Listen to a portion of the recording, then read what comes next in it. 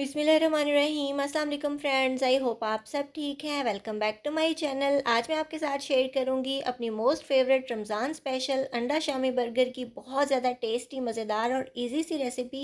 और ये इतना ज़्यादा टेस्टी होता है ना कि आप इसको बाज़ार से लेना बिल्कुल छोड़ देंगे। आप इसकी लुक चेक कीजिए, कितना ज़्यादा लोडेड है, बहुत ज़्यादा ज़बरदस्त और मज़ेदार बनता है। आपको कभी भी बाज़ार से इस तरह का बर्गर नहीं मिलेगा, क्योंकि इसके अंदर चीज़ें हम भर भर के ऐड करते हैं। साफ़ सुथरा बर्गर घर पे हम इजीली बना के तैयार कर सकते हैं। और इसको रमज़ान में बनाइएगा, अफ्तारी में बनाइएगा। फ्राइड आइटम से हट के ये रेसिपी आपको बहुत ज़्यादा पसंद आएगी। बच्चे बड़े सभी इसके फ़ैन हो जाएंगे। रेसिपी को आपने एंड तक वॉच करना है। बहुत ज़्यादा ईजी और मज़ेदार रेसिपी है, लेकिन कोई भी स्टेप मिस हो गया तो हो सकता है कि आपका बर्गर इतना टेस्टी ना बने। तो चलिए स्टार्ट करते हैं, लेकिन उससे पहले जल्दी से आप मेरे चैनल को सब्सक्राइब कर लें। सबसे पहले मैंने एक मीडियम साइज़ का प्याज लेके उसको इस तरह स्लाइसिस के अंदर कट कर लिया है। और इसको मैं ठंडे पानी के अंदर डिप करके रख दूंगी ताकि ये इसकी कड़वाहट निकल जाए। उसके बाद हमने क्या करना है, हाफ़ खीरा मैंने यहाँ पे लिया है, उसके भी स्लाइसिस कट कर लेंगे, पतले पतले कट करेंगे। और छिलका मैं नहीं उतारती, अगर आप उतारना चाहते हैं तो उतार सकते हैं, लेकिन ये छिलका काफ़ी सॉफ्ट होता है तो इसको मैं साथ ही ऐड कर लेती हूँ। अच्छा जी, इसको भी हम कट करके रख लेंगे। उसके बाद क्या करना है, एक मीडियम साइज़ का हमने टमाटर लेना है, उसके भी स्लाइसिस कट कर लेने हैं। सब्ज़ियाँ आप अपनी मर्ज़ी से काट सकते हो जितनी आपको चाहिए। ये मैं ज़्यादा चीज़ें ऐड नहीं करूँगी क्योंकि मैं सिर्फ 3 बर्गर बना रही हूँ, तो उसी हिसाब से मैं चीज़ें ऐड करूँगी। तो यहाँ पे टमाटर के भी स्लाइसेस हमने कट कर लेने हैं। टमाटर सॉफ्ट होता है, बहुत ज़्यादा प्रेस करके नहीं काटेंगे, बस सॉफ्टली काट लेंगे। और यहाँ पे मेरे पास छोटा सा पीस है बंद गोभी का, इसको भी हमने पतला पतला सा काट लेना है। इसके स्लाइसेस नहीं हो सकते क्योंकि आपको पता है इसकी शेप ही ऐसी होती है, तो इसलिए हम इसको लंबाई में कट करेंगे, लेकिन फाइन चॉप कीजिएगा तो आपका बर्गर देखने में बहुत खूबसूरत लगेगा। और बहुत ज़्यादा हार्ड पीसेस मुंह में भी नहीं आएंगे, तो बच्चे भी आराम से खा लेंगे।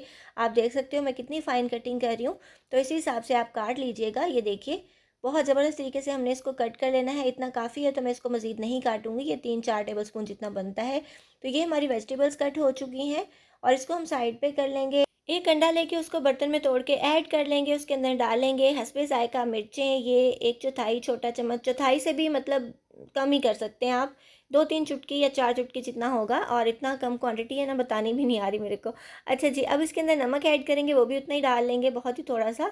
और उसके बाद यहाँ पे मेरे पास फ्रोज़न शामी कबाब हैं। चिकन के शामी कबाब बहुत ही ज़्यादा टेस्टी, मज़ेदार और रेशेदार बनते हैं। इसको बस इस अंडे के अंदर हमने डिप करना है और उसको शैलो फ्राई कर लेना है। यहाँ पे तवे के ऊपर मैंने 3-4 टेबलस्पून जितना घी गरम कर लिया था। जब ये मीडियम सा हॉट हो जाएगा तो हमने अपने शामी कबाबों को फ्राई कर लेना है इसके ऊपर मीडियम हॉट फ्लेम को रख के। और दोनों साइडों से जब ये गोल्डन ब्राउन हो जाएंगे तो हम इसको उतार लेंगे। अच्छा जी, आपको इसकी रेसिपी जो है ना वो मेरे चैनल पे मिल जाएगी, मैंने रिसेंटली अपलोड की है। आप इनको बना के फ्रीज़ कर सकते हैं, ये फ्रोज़न ही है। और आप देख सकते हो इसको कितना इजीली मैं अलट पलट कर रही हूँ, मतलब इसको फ्लिप करना इतना इजी होता है। अगर आपके शामी कबाब अच्छे नहीं होते ना तो वो टूट जाते हैं इसको, मतलब जब आप इसको टर्न करते हो तो वो टूट जाते हैं या फिर बहुत हार्ड बनते हैं। तो ये बहुत ही ज़्यादा परफेक्ट सी रेसिपी और बहुत टेस्टी भी होते हैं, तो आपने ज़रूर इस रेसिपी को जाके देखना है। अच्छा जी, इसको हमने गोल्डन ब्राउन करके निकाल लेना है प्लेट के अंदर और इसके नीचे रखना है टिश्यू पेपर, ताकि एक्स्ट्रा ऑयल जो है ना वो टिश्यू पेपर एब्जॉर्ब कर ले। तो ये देखिए कितना ज़्यादा परफेक्ट सा कलर आया है। कबाबों को भी हमने तैयार कर लिया। अब हम क्या करेंगे, जो अंडा बचा था थोड़ा सा, उसके अंदर 3 मज़ीद अंडे ऐड करेंगे। 1/4 टीस्पून जितना डालेंगे भुना और कुटा हुआ ज़ीरा, दरदरा पिसा हुआ है, बहुत बारीक नहीं लीजिएगा। उसके बाद 1/4 टीस्पून ही इसके अंदर मैं नमक ऐड कर रही हूँ। ये नमक जो है ना, ये आपको पिंक पिंक लग रहा है, लेकिन ये काला नमक नहीं है, ये हिमालयन पता नहीं कौन सा सॉल्ट है, ये इस तरह का इसका कलर है। अच्छा जी, 1/4 टीस्पून जितना मैंने डाला इसके अंदर रेड मिर्च का पाउडर। और उसके बाद जो है हम थोड़ा सा गरम मसाला पाउडर ऐड करेंगे, ये भी 1/4 छोटा चम्मच, मतलब 1/4 चम्मच से भी कम ही है। और बहुत ही थोड़ा सा हमने 2-3 चुटकी जितना काली मिर्च का पाउडर ऐड करना है। इन सारी चीज़ों को हम अच्छे तरीके से मिक्स कर लेंगे, अंडों को बीट कर लेंगे। और अंडों को हमने फ्लफ़ी होने तक बीट करना होता है, मतलब एक जो तार बन रही होता है ना वो बनना बंद हो जाए तब हमने इसको रोकना है, क्योंकि फिर वो ज़्यादा अंडे कोट करेंगे, मतलब इसकी क्वांटिटी थोड़ी ज़्यादा हो जाती है, फ्लफ़ी हो जाते हैं। अच्छा जी, उसी घी के अंदर हमने क्या करना है, एग को इस तरह लंबाई में करके फ्राई कर लेना है। अगर आपका एग गोल भी बनता है ना तो टेंशन नहीं लेनी है, आपने इसको कट करके लंबाई में शेप दे देनी है, क्योंकि हमारे बर्गर्स जो है ना वो लंबे हैं। तो इस तरीके से हमने अंडों को फ्राई कर लेना है। आप एक साथ भी कर सकते हो, आप 1 बाय 1 भी कर सकते हो, जैसे आपको ईज़ी लगे। इस तरीके से चम्मच के साथ तोड़ लीजिए सेंटर से, या फिर छुरी के साथ उतारने के बाद कट कर लीजिए, वो आपकी अपनी चॉइस है। यहाँ पे जी अगली चीज़ है मेरे पास ग्रीन चटनी। इसके अंदर 2-3 चम्मच जितना मैंने दही ऐड किया है, और ये मेरी फ्रोज़न होती है क्यूब, इसके अंदर मैंने रखी थी और वो डिज़ोल्व हो चुकी है। ग्रीन चटनी जो कि आपको रमज़ान की हर फ्राइड आइटम्स के साथ चाहिए होती है, समोसे, पकौड़े, कचौरी। तो इसलिए इसको मैं लाज़मी बना के स्टोर करके फ्रीज़र में रखती हूँ। मेरी लैंग्वेज थोड़ी लड़खड़ा जाती है, इसको इग्नोर कर दिया करें, देसी-देसी में बोलना होता है ना इसलिए। अच्छा जी, यहाँ पे नेक्स्ट चीज़ है मेरे पास ये लंबे वाले बर्गर। आपने किसी अच्छी क्वालिटी के लेने हैं, अच्छी नस्ल के बर्गर लेने हैं और इसको क्या करना है, ये देखिए कितने सॉफ्ट है। इसको हमने तवे के ऊपर सेक लेना है, थोड़ा बहुत जो इसके ऊपर घी लगा होगा उसी के साथ हमने इसको सेक लेना है। बहुत ज़्यादा घी ऐड नहीं कीजिएगा वरना ये हार्ड हो जाएँगे। हल्का-हल्का सा हमने इसको बस हीट लगवानी है और ज़रूरी नहीं है कि कलर आए, बस हल्का सा इसको गरम करके हम उतार लेंगे। अगर आपको ज़्यादा कलर चाहिए, क्रिस्पी चाहिए तो आप इसको ज़्यादा भी सेक सकते हैं। अच्छा जी, इसको हमने उतार लिया है चूल्हे से, तवे से और अब इसको अरेंज कर देंगे हम अपने प्लेटर के अंदर। अब हम इसकी फाइनली जो है ना वो असेंबलिंग शुरू करेंगे, जो कि मेरा बहुत फ़ेवरेट पार्ट होता है। यहाँ पे हम डालेंगे 2-2 चम्मच जितना अपना ग्रीन चटनी का पेस्ट।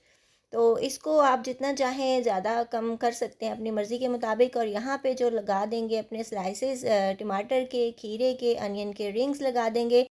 और प्याज के अंदर पानी नहीं होना चाहिए, इसको साफ़ करके लगाइएगा। और जितनी आपको चाहिए इसमें सैलेड की क्वांटिटी उतनी आप बढ़ा सकते हैं, कम कर सकते हैं, आपकी अपनी मर्ज़ी से। आप चाहिए तो लंबाई में भी कट कर सकते हैं अपने सैलेड को, जैसे आपको अच्छा लगे।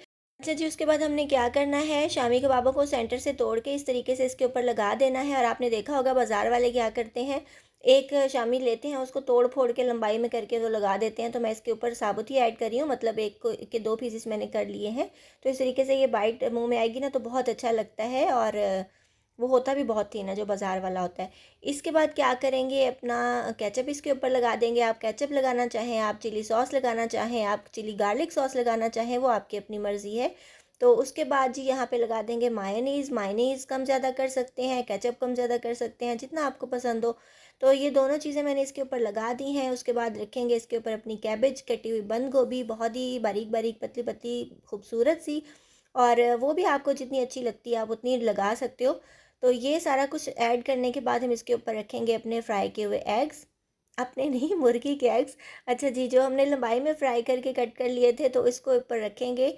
और इसके बाद हम ऊपर वाला पार्ट इसके ऊपर रख देंगे। हल्का-हल्का सा हमने प्रेस करना है, इतने ज़ोर से प्रेस नहीं कीजिएगा कि हर चीज़ जो है ना पुड़क के बाहर आ जाए। तो आपने बस हल्का-हल्का सा प्रेस इसलिए करना होता है कि आप जब इसको उठाओ ना तो हर चीज़ बाहर ना निकल रही हो। तो मैं आपको दिखा देती हूँ कि अंदर से कितनी इसकी मज़ेदार सी लुक है। ये आप देख सकते हो माशाल्लाह कितना ज़्यादा हमारा तगड़ा सा बर्गर तैयार हुआ है। हालाँकि बाज़ार वाला आप लो ना तो बिल्कुल पतला चपेड़ की तरह होता है बिल्कुल, तो उसमें कुछ भी नहीं होता। तो ये देखिए माशाल्लाह कितना मोटा ताज़ा हमारा बर्गर है और चीज़ों से भरा हुआ है, लोडेड हमारा बर्गर तैयार हुआ है और ये इतना ही ज़्यादा टेस्टी होता है। इस तरीके से आपने ज़रूर बनाना है, ये रेसिपी इंशाल्लाह आपको इतनी पसंद आएगी। और ये जो है ना ये हर रमज़ान में मैं ज़रूर बनाती हूँ, सबको बहुत पसंद आती है। और क्योंकि रमज़ान में रोज़-रोज़ पकौड़े, समोसे वगैरह खा के सब बोर हो जाते हैं, तो इसलिए इसको ज़रूर बनाइएगा। इंशाल्लाह ये रेसिपी आपको बहुत पसंद आएगी। बच्चे बड़े सभी शौक से खाएँगे क्योंकि ये सॉफ्ट सा होता है, बहुत मज़े से खाया भी जाता है। और इसके साथ आपका पेट भी भर जाएगा, इसके साथ और कुछ भी बनाने की आपको ज़रूरत बिल्कुल भी नहीं है। तो ज़रूर ट्राई कीजिएगा, बनाइएगा, इंशाल्लाह ये रेसिपी आपको बहुत ज़्यादा अच्छी लगेगी और ब आप बाज़ार से लेना बिल्कुल भी छोड़ देंगे बर्गर। तो आई होप फ्रेंड्स आपको आज की ज़बरदस्त मज़ेदार सी अंडा शामी बर्गर की रेसिपी अच्छी लगी होगी। अगर आपको मेरी रेसिपीज़ अच्छी लगती हैं तो जल्दी से मेरे चैनल को सब्सक्राइब कर लीजिए, बेल आइकन प्रेस कर लिया करें ताकि मेरी फ्यूचर में आने वाली तमाम वीडियोज़ के नोटिफिकेशंस आपके पास टाइमली आ सकें। अपना बहुत सा ख्याल रखिएगा, मुझे दुआ में याद रखिएगा। मिलेंगे इंशाल्लाह नेक्स्ट वीडियो में किसी बहुत ही ज़्यादा ईजी, टेस्टी और डिलीशियस सी रेसिपी के साथ। So till then take care, goodbye, अल्लाह हाफिज़।